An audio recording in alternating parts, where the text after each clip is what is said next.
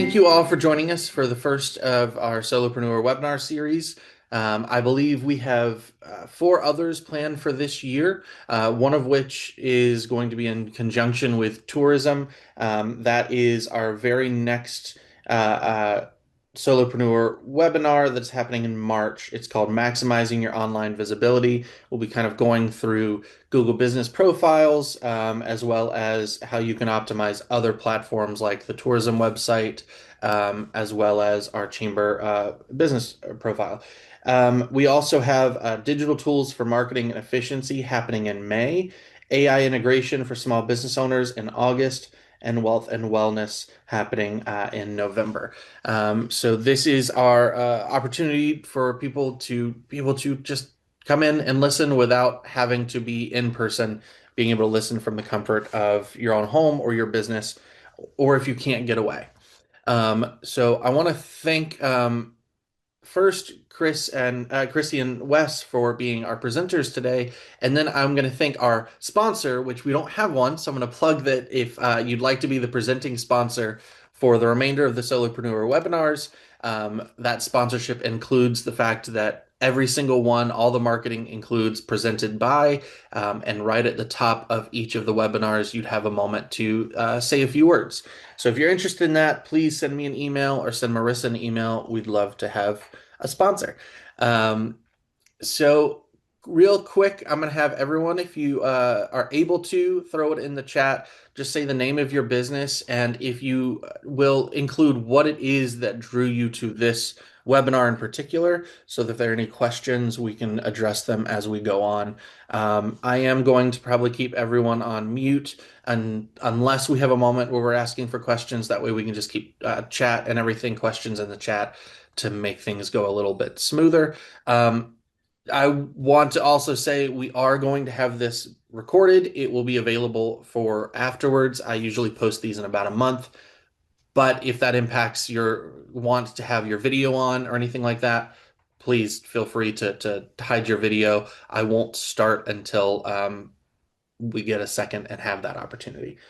So, all right. Cool. Well, I'm going to turn it over to you, Krissy and Wes. Just tell us who you are, and why you're here today.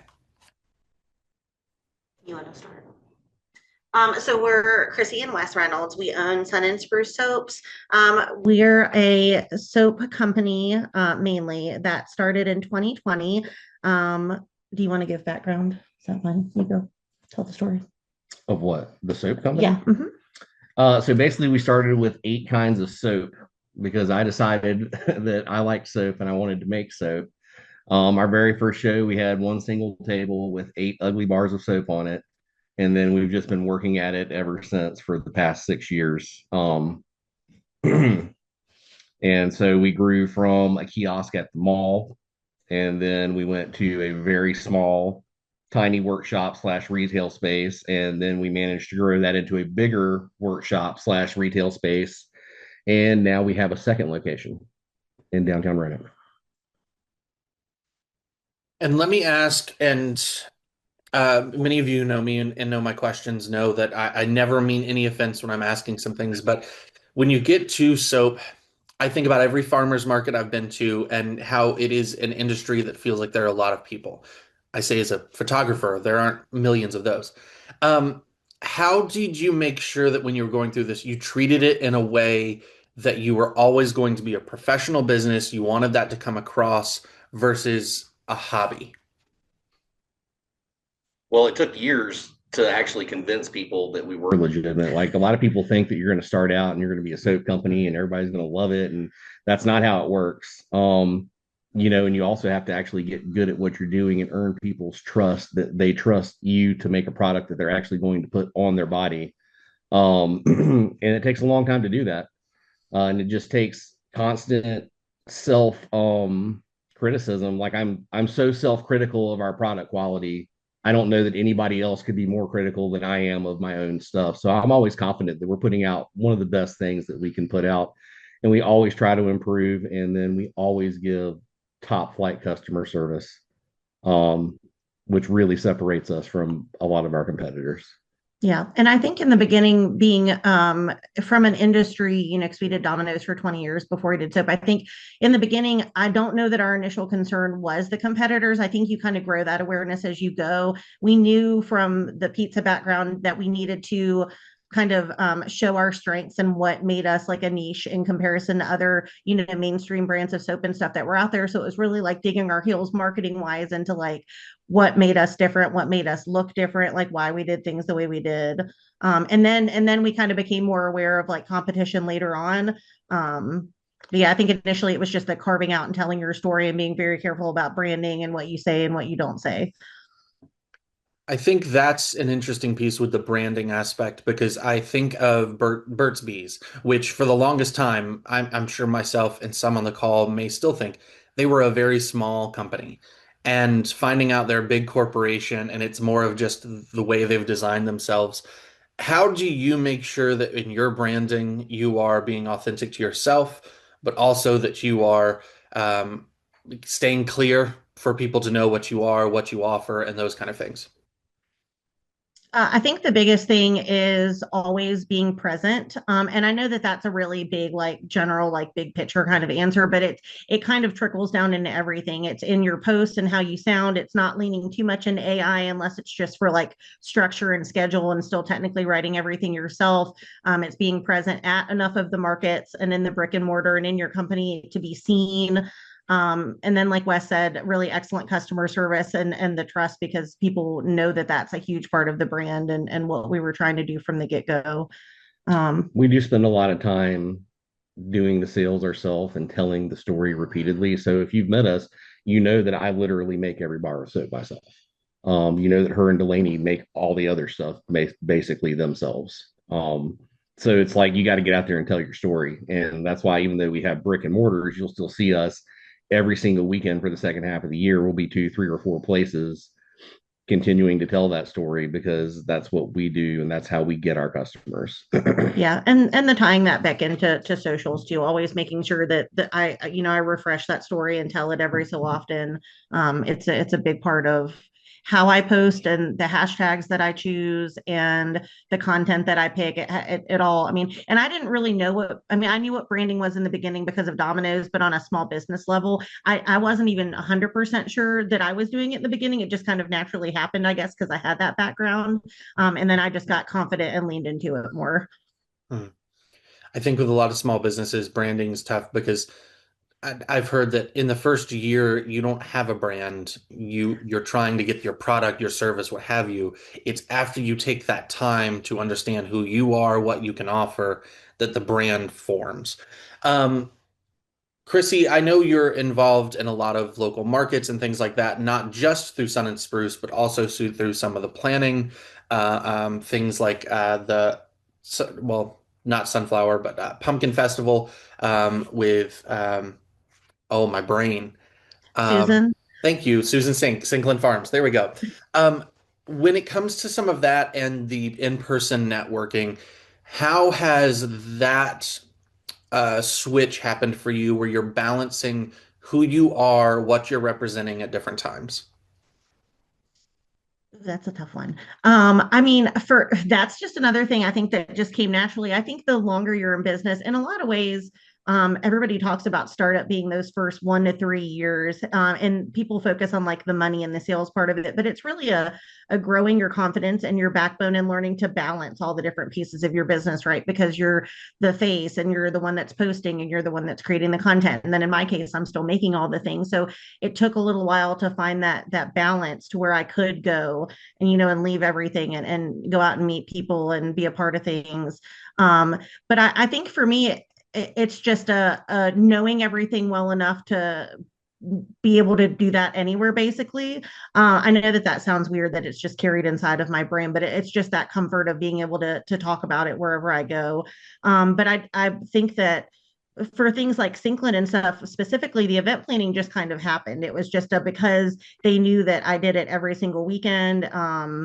And I was just out in the trenches and I had seen enough people and met enough people, other crafters that it was again a trust thing and that was handed off and Yeah. Yeah, that goes back to the customer service too, because when we deal with stuff like that, we're super professional. And when you come and talk to us, you know that you're going to get, honest talk and no emotion involved. We're just going to take care of business and do what we all need to do to make all of us money and not have ridiculous drama or stupid things go on. So that also helps when you're dealing with the general public.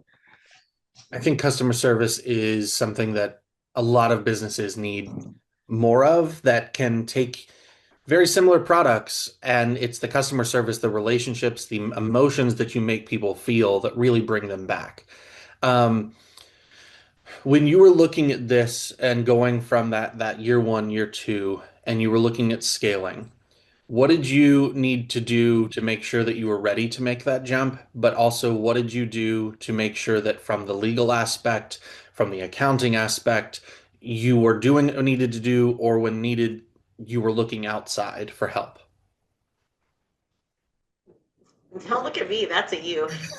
Yeah. I mean, I don't know. This will be the first year we're going to pay an accountant to do our taxes, because now we have multiple locations and stuff, and we've reached the point where we want to look into growing and we need financing. So we can't just, take every deduction that's out there and look like we make no money, basically. Well, I think initially for the first time we scaled, say like our cart, because just to give some backstory, originally we sold at markets, we sold out of our house, and then we had a cart at Valley View Mall, like one of those kiosks. And that was one of our struggle points because it was not busy at the mall. Malls are dying, sadly. I loved Valley View growing up as a kid, but it's just not what it used to be. So we quickly learned, and this is when we left our full-time jobs, mind you, like we quickly learned that there's not sales at the mall. And that's how actually we started doing so many markets, because we had to have the cart open, legally and per our lease agreement. And we had to go out and do markets, and that helped a lot, but we really realized it wasn't going to be busy, so we put all of our eggs in that basket, had to do something else. That was probably our biggest like adaptive moment. But then after that was over and we could finally like lean into the customers that we had met, that was when we opened our first little store. And I think that was the first time that we were like, okay, well, how do we want to do this and how do we scale and grow from here? That was the first time we had, an actual like one full-time employee. That was the first time we had an actual brick and mortar, and we had to learn, how do we balance being open all the time? How do we pay, for all these things and still keep doing the things we've been doing that work and get us out to meet the people. And then after that, the little store actually was our biggest growth moment, honestly. Like that was where we met most of our people, the people from markets would trickle to the store. And so I think it was about 2 years before we really realized that we needed to scale production wise for him. I think he could speak to scaling a little bit better as far as products themselves. But I think we knew after about 2 years in the smaller space that it was time. And then it was just a kind of like getting our whole plan to, have more capital if we needed it. We had to have a certain amount to like redo the new store, like the new space, how we really wanted to. And then what that looked like, because, we had so many customers that had been through it with us when the store wasn't pretty and the soaps weren't pretty. And we really wanted to give them like the full effect of like what they had helped grow. Yeah. I mean, I don't know. We didn't make enough money when we opened the first store to not scale. Like you have to scale to survive. Like you can't just, you know what I mean? So we've never stopped scaling, and we're just kind of good at it because we learned from a really knowledgeable dude about how to conquer gigantic, insurmountable seeming tasks. And that's just what we do. I don't know. It's kind of hard to explain, but every time that, I focus on production and the backside where like actually making it happen, whereas she's the one you guys see and she's the one doing social media and stuff. I'm the one making sure that like the stuff's actually going to get there. And we work really well with that. And some people that may be doing it by themselves would struggle more than us because she frankly takes a lot off my plate that I don't even think about. And I do the same thing for her. So that's been a big help. I think that's a big question I have for one. It's unique when you're a husband and wife business, that you are able to work and do some of those pieces and take the load off. When it's just you and it's just one person and you don't necessarily have someone to lean on, it gets a little bit more difficult. But you've got how many employees now? Is it still the one full time? We have one full-time and three part-time, one of which is seasonal. Okay. When it came to that part and looking at the employees, What pieces did you start saying, okay, this is what they need to do versus this is what I need to focus on? And where did the comfort or I guess discomfort come from where you were saying this is going off my plate and I can't keep picking it back up? Yeah, this one was a little, this part was a little bit easier. So my background in Domino's was training. He was our supervisor, I was our trainer. We were both general managers for a long time before that, but my specialty was training, and I helped create our New River Valley Pizza training guide. So I honestly made our training guide in year one because I thought the mall was going to be like all, rainbows and sunshine. And I made a full like 34-page training guide. I had like all, everything I needed. Did a non-compete and an NDA. Like I was ready to go. I was like, this is it. We're going to make all this soap. And I honestly didn't use it until we went to the bigger store, and I had our first like full-time employee, who's Delaney. And I went in and I refreshed it. I think just because I had that background, that part was pretty easy for me. I had a harder time when it came to actually physically giving up the tasks and delegating, but that was something I did at Domino's as a general manager. And so I I just kind of went off of that, and what things do I think, are things that are quality control enough to where I can give it to them and pass that off, and watch it and make sure it's okay. And that's going to be fun for them too, because I want them to enjoy their job. Obviously, I don't want them to like hate what they're doing. So like a good balance of like fun and quality, and yeah. But the delegation was something I just got from the corporate background. I mean, I had a whole team. Normally my team size was about 24 to 27 employees at my store, and I always had 2 to 4 trainees with me. So the delegation part kind of came easily. Yeah, I don't know. It took us a while. Like we knew, especially for her stuff, because I'm always the one in production and she has so many other things to do. We knew we were gonna have to take production off of her. And we tried with a couple of people. We'd worked them into like doing bath bombs and some little things and just never stuck. And then finally we found Delaney, and who's become her little protege, basically. And she's managed to take a lot of stuff off of Krissy to the point of it was worth it to us to just go ahead and snatch Delaney full time and just pay for it.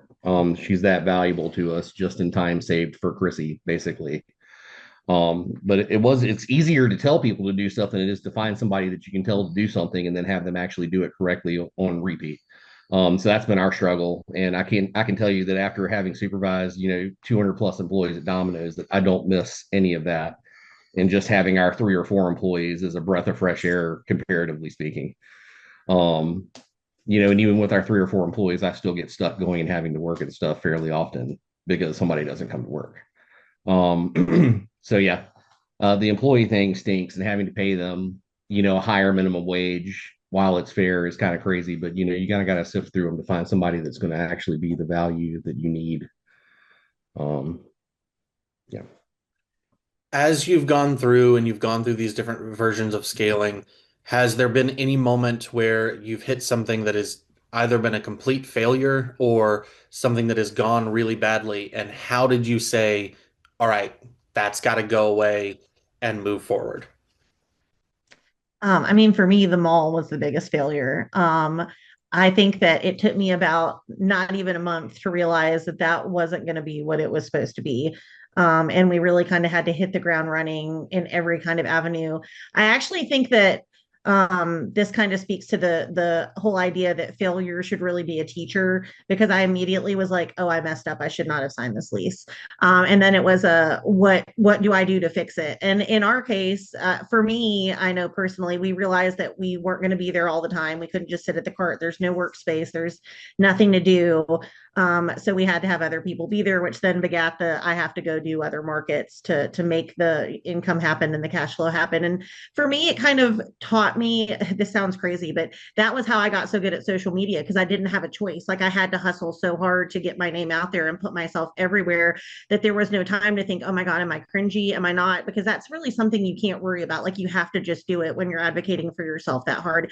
You kind of have to let am I too much kind of take a back seat to what your needs are in that moment. And I think as long as you're being honest and true to yourself and true to your brand, it doesn't really matter how much you post, because it's going to find the right people. Yeah. I mean, I think the mall is our, example of what not to do, basically. It taught us a lot, though. We learned a lot from dealing with those guys at the mall about how to deal with like commercial leasing agents, and like what all the stuff they'll tell you, the wild things that you're going to be told, and like how truthful some of that stuff actually is. It was a good learning experience. It was terrible. We both had to work. We both had to Instacart. I wound up getting another job. Like after that year, I went and got a full-time job for a whole year just to recover from the amount of money we lost at the mall because we were doing $4,000 a month payrolls the whole year and making like we were going out to earn that ourselves to pay because the kiosk certainly wasn't making it. So yeah, that whole experience has influenced a lot of our decisions that we've made since then. Yeah. When it came to the budgeting aspect and some of that, because you said first year, you're paying for the company to exist, really.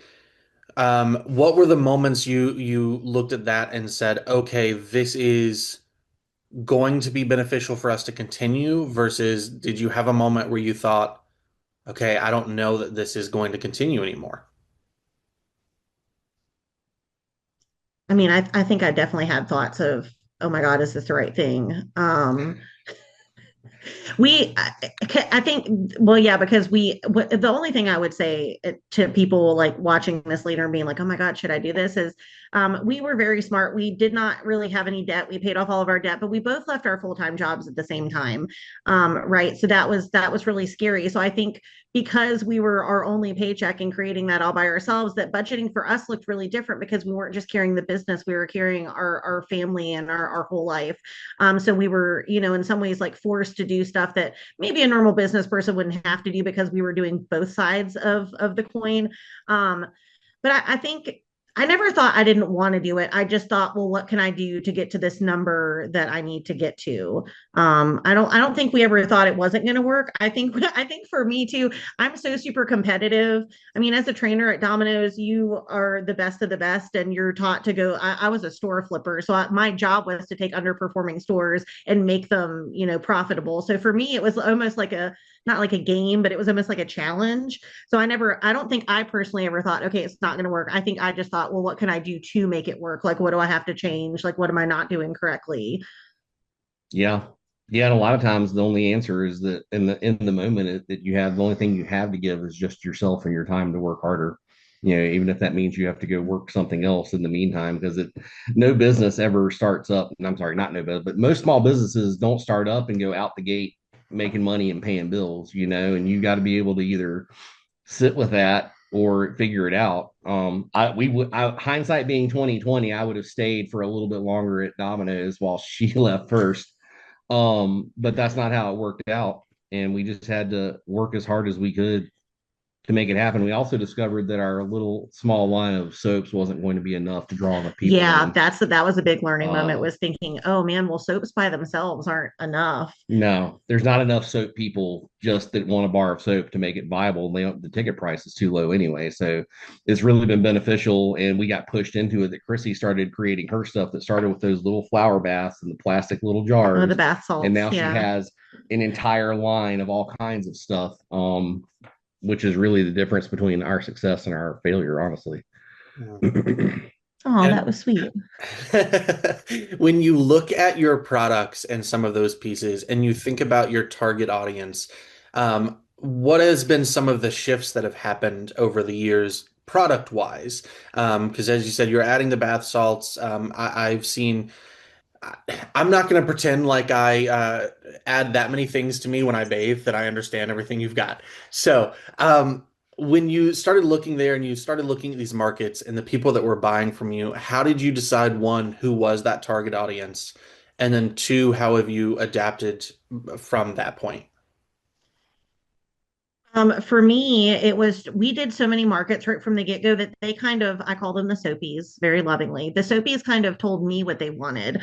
I initially made the bath salts, the flower baths, to kind of accompany his thing because I was like, oh, his thing's going really well. This is while we were still at Domino's. And I thought, well, let me add these. And I made sugar scrubs. And those were the first two things I added just, off the top of my head because it was stuff that I personally used. And then after I started doing markets and we were doing it full time, it was really just what the soapies asked me for. And then when I finally had a little bit of cash flow, like things that I wanted to add and change to elevate it and make it better, um, adding like the whip sugar scrubs and the shower oils and the room sprays. And then I think that as we scaled, it made more sense to add stuff just to even, fill up the second brick and mortar. So, when we moved there, we added the refillery. So then we were, dabbling into home care. And so we were like, okay, well, let's do candles because you already have a lot of the things to make that. And I think the target audience has always been the people that want a healthier option for their home, something that's sustainable. I mean, the biggest piece of the handmade soap is sustainability. And so we've always kind of stayed true to that. We do jar return for all the containers because obviously we don't love the single use plastic. We have the refillery because we didn't want people to not be able to come back and get more stuff because the soap is, zero packaging, really. So, you have anything you want to add to that? Okay. Has there been a moment of this with either a customer or a product that you've just had to say, no, this isn't who we are? Oh, Oh yeah, yeah. a lot. So, well, this goes to what your question before. Sorry. When we first started, it was during COVID and everybody wanted vegan everything. They want animal fats in their soap. They want none of that. And now it's been like a whole flip. So now everybody's smearing tallow on themselves. Among Everybody other wants things, everybody wants the tallow. animal fats are in. And we just, I don't like doing animal fat soap. Like in all honesty, I'll make goat's milk soap, but I don't like screwing around tallow that much. If a company wants me to make them soap with their tallow, I have no problems doing it. And I make our shampoos with tallows, and I'll make lard soap for people if they're, Yeah, he's done white label stuff yeah, for but people I don't before. really like doing it myself, and I kind of don't. Yeah. And that's just our thing.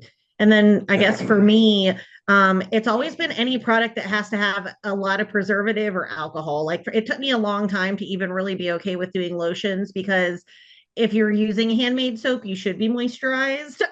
Yeah. So a lot of times it's more commercial stuff, or ingredients that people have asked about. Well, why can't you do this so it stays good longer? Or why is the shelf life only 3 to 4 months? But it's because it's a natural handmade small batch item. Yeah. Yeah. And I would say too, a big thing for him is the soaps looking aesthetically pleasing. Like I'm sure you guys have noticed that he likes them to look a certain way and the colors pop and stuff. So a lot of times we'll get asked for certain fragrances and things that don't translate well into what a bar soap would look like. Vanilla and coconut turn brown in soap. It's not our favorite look. So if it's something that isn't going to be pretty, he may not want to do it. So Yeah, a lot of times we get really disappointed because she'll find a fragrance that smells really good and like a spray or a body, one of her products, and then we put it in the soap and the lye just eats like half of the notes. So it doesn't even smell the same when it comes out. That's really frustrating. Um, Speaking of the markets and the places, and I know we've talked about the mall a lot, but for some of the others, when do you start looking at price points and seeing, all right, this is worth it versus no longer worth it? Where do you start to cut off revenue streams? we Hmm. we really just started looking at that more in the last 2 years because we finally came out of like startup and we were like, okay, we can play with this more, we can add more things, we can take more stuff off. So him and I started doing an annual kind of like summit a couple years ago. And so we would take all the numbers, pull everything for the year and kind of look at what did well, what didn't do well, what was the low hanging fruit that could be taken off, that doesn't do well anymore, adjusting price points if we need to. He's my math guy. I don't do the cost for most things unless it's one of my products he doesn't ever like touch. Yeah. But it's just always having that data. We do look at data a lot, and I think a lot of that is the pizza background, but it is so important. And in any system that you're going to use to ring people up or any point of sale, it's going to give you that data, and Yeah. it's so important And to look at it's it always and a use math it. problem. It's Yeah, always a math problem. Like that's almost every question we need an answer to. It's always winds up being a math problem. yeah. I But remember yeah, we do. the math classes where I was like, I'm not going to need this, and I feel like we need it more and more all the time. Mhm. Melissa's there. I mean, she's an architect. She uses it all the time. So when you get to some of these pieces, and specifically when you get to those math problems, how do you balance that short-term revenue with what you need for long-term strategic growth? Because it seems like those first years was we have to make money and it has to be now. How do you start to balance that out as the longer you are existing? Well, the real question is with especially when we were going through this year and looking at the lower producing shows that we do. How do you quantify the amount of networking and customers that you drove to your brick and mortar from doing that show, in addition to the sales that you had? And that's really kind of the sticking point. Also, when you're small like us, this is kind of king of the hill. So you can't just give up stuff because there's 8 soap makers ready to go right now that want to step in, so it's and that's really what we talk about a lot. And that's really the deciding factor is usually not how much money we make. It's what do we get or not get in addition to the money. And then do we ourselves have to go do it, or can we hire somebody that's, can go do it for us so that we don't have to, we can go do other things to make more money, essentially. Ideally, I don't think we really want to give up anything. We'd like to just keep adding in a perfect world, but I don't know how that's ever going to work. Yeah, because I would say in the first couple of years, we did kind of curate, like, I mean, you do learn quickly like what craft shows are good and what markets are good and what's not. So and then it's just kind of a, like you said, deciding it's not just about the sales number, but who did I meet and who did I talk to, and is that going to happen every single time I'm at that place? Because obviously your time is money too, so you just have to make sure you're thinking about that in long-term growth too. Yeah. Yeah, we track sales up. We expect to be up a certain amount every show every year. It's just the way it goes. Um, and I even look at we even look at customer accounts too, because that's an even better. The average ticket price, yeah, like Yeah, what are people spending? Because if you raise your prices, it'll mess your sales up, but your customer accounts will always tell you exactly what's going on with your business. But yeah, we look at a lot of that. And if a show's dying, we have one that we're doing again this year, and if it does the same sales down this year, that's it. I can't do it anymore. We don't knee jerk. We try not to knee jerk. She helps me. We help each other, not knee jerk, but we try not to knee jerk into decisions like that. We try to always look at the actual data and then make the decision, no matter how butthurt I was about whatever happened. So that's what we try to do. Jennifer asked a really good question, which is with your wholesale piece to the business, and looking at that, how do you, one, how did you decide that that was the pathway? And two, how do you balance some of those decisions when it's not based on, I'm seeing this many people, I'm getting this many sales? How do you start looking there? That's it. You answer. Yeah, we'll take any wholesale order. We quickly learned that we prefer wholesale to consignment, and not to say that I don't have great consigners, because we do. We have kind of pared down. Our goal last year was to never overpromise and underdeliver again. So we actually cut a lot of consignment in 2024 and 2025, because we wanted to do better in the places that we were already at that were performing well. But we have learned that wholesale is much more our jive. We're good at it. We're good at delivery. We're good at being quick. We're good at the customer service side of it. So we love to do wholesale. Yeah, we only thing we limit with that is we do zip code protection. So you won't find, usually, maybe in a big tourist town, you'll find multiple stores carrying our stuff. But generally speaking, if there's one store in Christiansburg that has our stuff, that's it.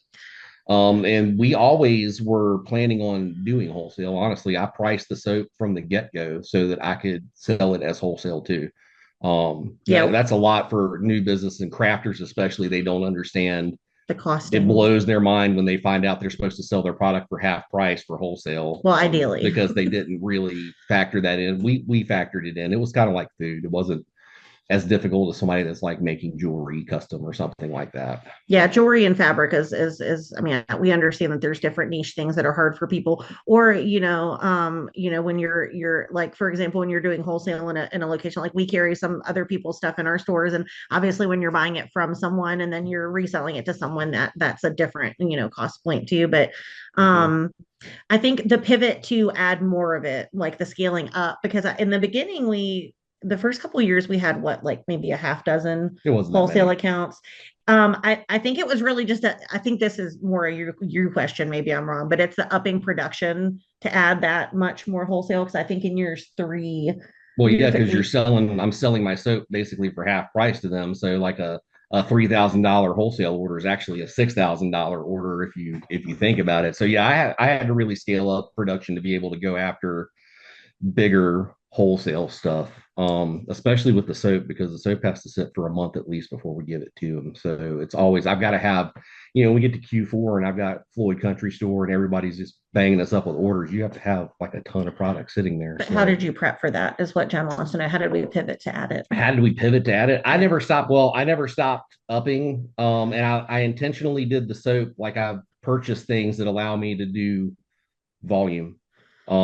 You have to, Specifically with melting, like I had to purchase like equipment just to melt enough oils in order to make enough soap in one sitting to have enough on hand. And it's been a never-ending process of trying to upgrade that stuff. well, and I think you have to think about your space. I think you have to think about the processes that you use to create those wholesale orders. I think you have to think about when I'm always a fan of starting anything new for wholesale in Q1. I never try to do anything else in Q3 and 4, but like think about how much time is it going to take me to do this? Sitting down and planning out when you're going to do your wholesale order guides, like what dates you want to do those, what you want to add to them. I mean, it's a lot of planning that goes behind the scenes too. This is where it's helpful to have two people doing it. Is there within that the e-commerce and the wholesale, when you start looking at delivery, shipping, what were some of those pieces that started playing into that planning, that scheduling, but also the costs? Well, I do most of he makes everything. I do most of the wholesale like fulfillment and actually like procuring the accounts and the orders. Initially for us, we still are on Fair, which is a wholesale website for products for brick and mortar retailers to order from. And that was kind of my first introduction to the world of wholesale. And that was really eye-opening because it does a lot of it for you. It connects to Shopify. It gives you the ability to use their shipping partners if you want to, or your own. And it kind of puts you out anywhere in the US, right? Anybody can order you. So a few of our retailers and then one of our overseas retailers in the US came from there.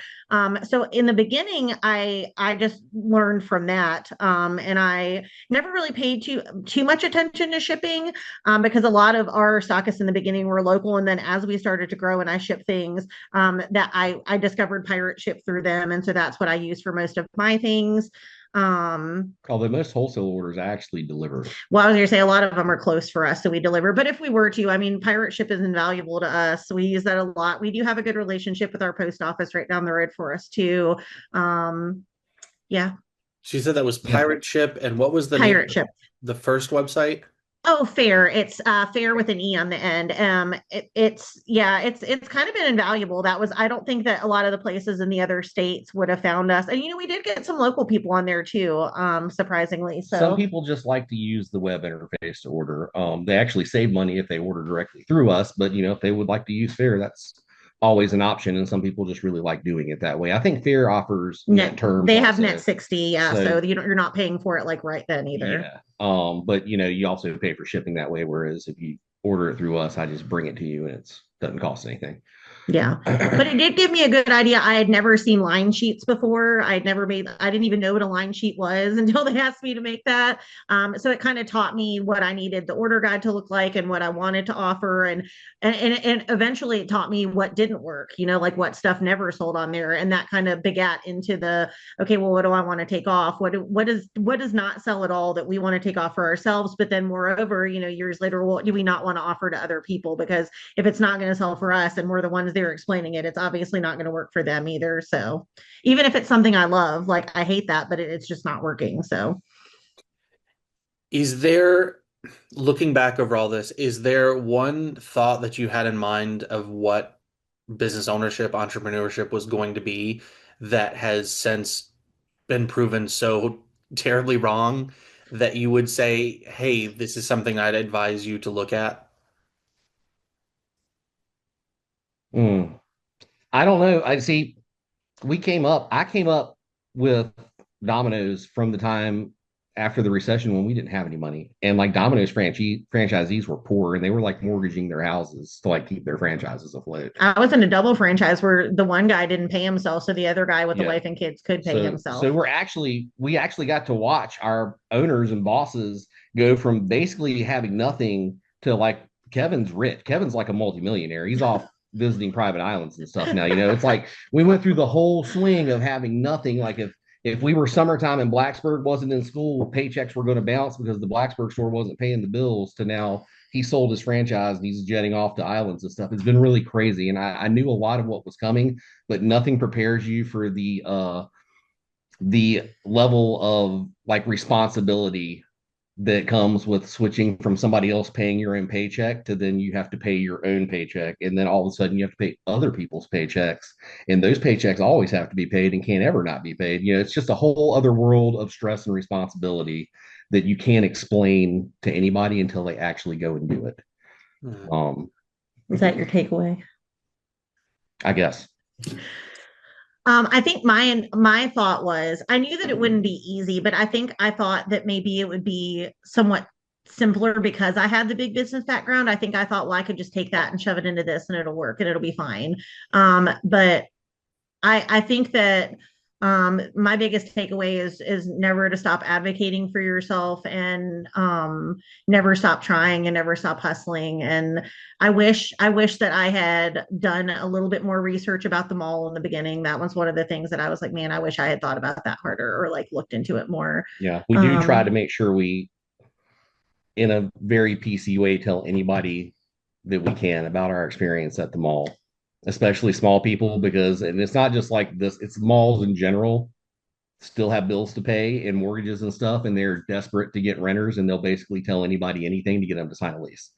And that's how we wound up there. And so I just try to tell people to take a step back and not knee jerk into things, and don't knee jerk into signing leases and stuff without like doing some due diligence. But yeah, I think my biggest thing was just wishing that I had known that it wasn't going to be like as quick of a process as it was. And I wish I had told myself to like enjoy it more, because I am a big like failure is a teacher person, and I guess I just didn't ready myself quite enough for how many lessons I was going to learn and how that was going to feel, because sometimes things can be really soul crushing. And in those moments, those are the ones where you really have to decide, like, okay, is this what I want to do? Because it's going to hurt so freaking bad, and you have to decide, is it worth this much for me to keep going? And in my case it was.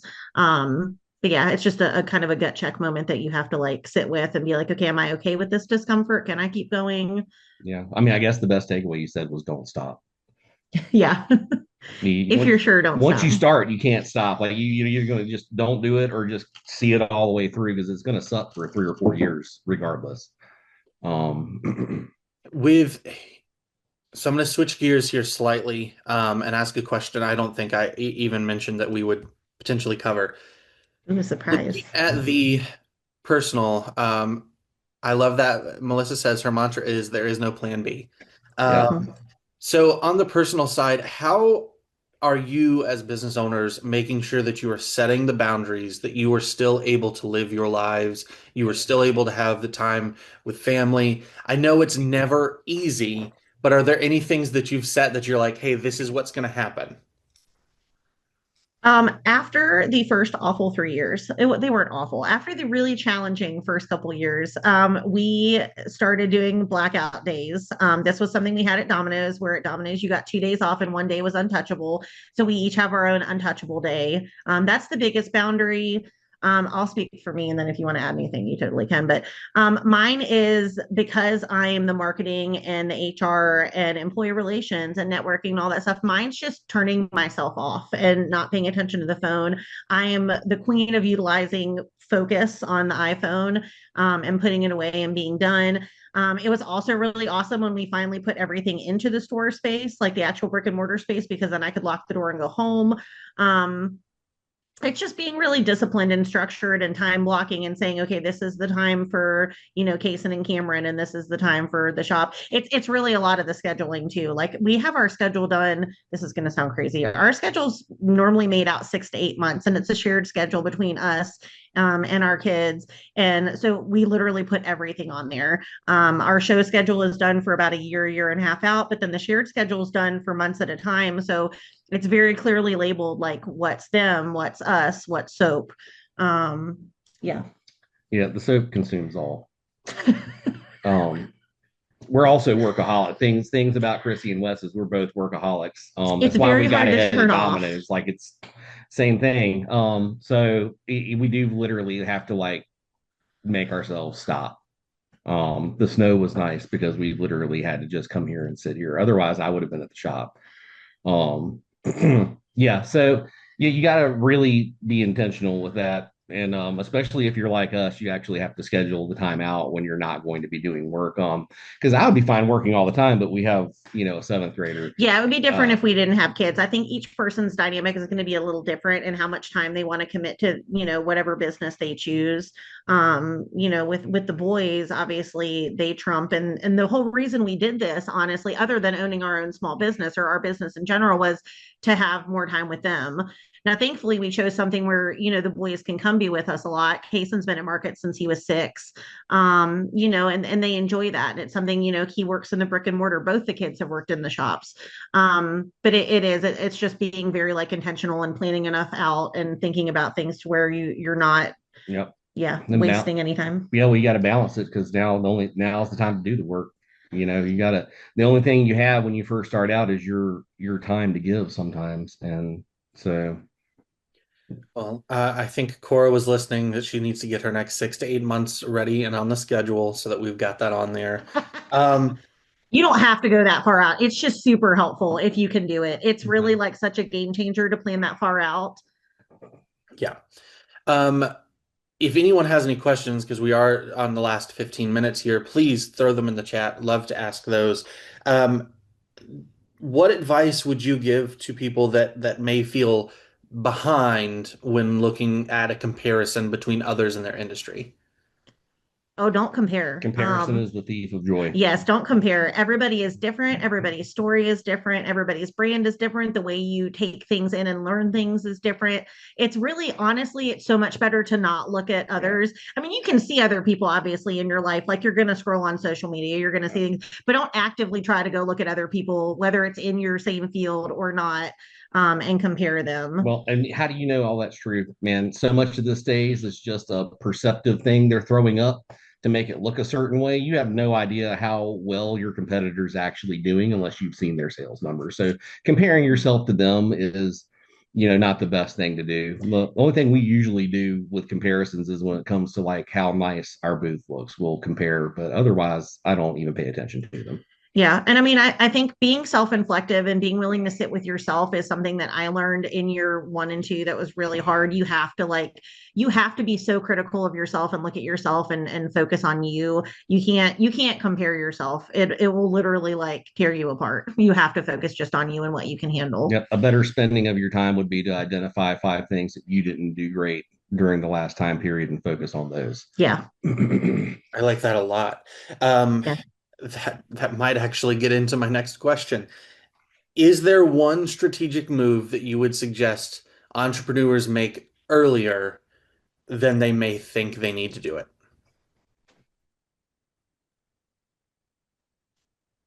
I mean, we deal a lot with crafters. Like we deal a lot with like artisans and we're just around them all the time. And a lot of them struggle with moving from being like a sole proprietor crafter to being I'm reporting all of my sales and taxes and doing thing on the up and up. And really, you should just get all that over with to begin with. If you really want to be like an actual business, just do it. It's gonna, and you're gonna run into people all the time that aren't ringing up cash sales and aren't paying taxes, but that's not your problem. It's better just to do everything the right way from the get-go and not have to worry about it later. Um, Yeah. I would say to plan. I would say ideally when you set everything up and you make your goal setting is a big part of it. I think you should always set goals. I think that should be something that you have in your brain from the beginning, but you should treat yourself as a business right from the get-go. We had our LLC from week 1. Insurance, we had all that jazz even when we were just crafters with one table at churches selling soap. Yeah, I mean, I think that thinking of yourself that way will help you become what you want to be. It kind of like speaks it into existence, sort of, if that makes sense. Mhm. Yeah. I think the same thing goes with your social media, your website, those things that you've got to. It's better to have Sun and Spruce than wixsite.llc/Sun and Spruce. The professionality comes across, and you can never get those moments back. You've got one chance at that first impression. Yeah, for sure. And if you don't know something when it comes to like the business side of him, there are so many resources. We have always been, we love SBDC, Small Business Development Center. You guys have Anthony in the NRB, and he is fantastic. We've always had Heather Fay here in Roanoke, and they're invaluable, and that's a free resource. You get one-on-one mentoring, you get different webinars and stuff, you get different events you can go to. That's been super helpful. And then networking leads to peers, and peers are your people. And but yeah, if you don't know something, it's so much better to ask if you can find a way or a person to ask versus just trying to like flail at it and not do it correctly. Is there anything that I have not asked that you want to make sure you cover or get said? I don't think there was anything else on my notes. That he asked. I don't know. I don't think there's anything either specifically that I wanted to say that I didn't say. Okay. When we said don't stop. That was important. Don't That's the most stop. important part. So my it's so funny in the Domino's training guide. There were different Domino's isms from the early 2000s, and one of the ones that they used to put on signs above the make line was smart hustle and positive energy. And I actually put that into our training guide because it was like one of those little takeaways. But yeah, I just never stop moving, never stop being positive, never stop advocating for yourself. The Awesome. change, the change is going to be hard. The failure is not going to feel good. Keep doing it anyways. Yeah. Um, Yeah. What's it trying to teach you? I want to point out for everyone listening, because you talked a little bit about commercial leases. We will have coming up, releasing on our YouTube, our lunch and learn from this year that was commercial real estate, that we talk about site selection, both purchase and leasing options. So that is going to be on our YouTube. Make sure you're subscribed to that. We call it Chamber TV. And then we have a couple of other, I mentioned that we've got other solopreneur webinars coming up, but if the remote opportunities work better for you, we also have small business workshops that are available remote. And then we have our Business 101 series that I love that you talked about, Anthony, the SBDC. That's some of the things we talked last year, as well as Town of Christiansburg has a small business solutions person. Town of Blacksburg has a business solutions person. All three of those resources are great for one-to-one mentoring and talking. But our business one-to-one series this year, we're expanding, and it's going to be teaching Canva base from basics to beyond, going through 3 courses. That is going to be a remote opportunity that if you go to all 3 of those courses, you'll get a certificate of completion from the chamber, something to showcase that you have been trained a little bit further in Canva. Then parting wisdom, I'm going to ask, are there any tools, any resources that you find really helpful from the marketing aspect? I know we talked about the 2 earlier with Pirate Ship and Fair. Is there anything beyond that that you recommend small business owners look at to help you that's like expedited things or just helped your headaches?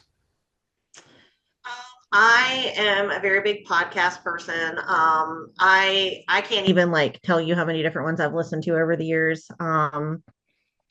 Just finding good small business podcasts, especially anything like in your ilk. Um, I have a couple different great Facebook groups that I'm into that are small business. Trying to think of other things that are tangible that all of you guys can use. I mean, other than like basic networking, SBDC, and having a really good mentor or life coach. I had a business coach for a while. She's not in business anymore, but I implore you, if you're not comfortable with yourself as a business person yet, to find one. We have so many different ones. I would say just having reporting built into your business.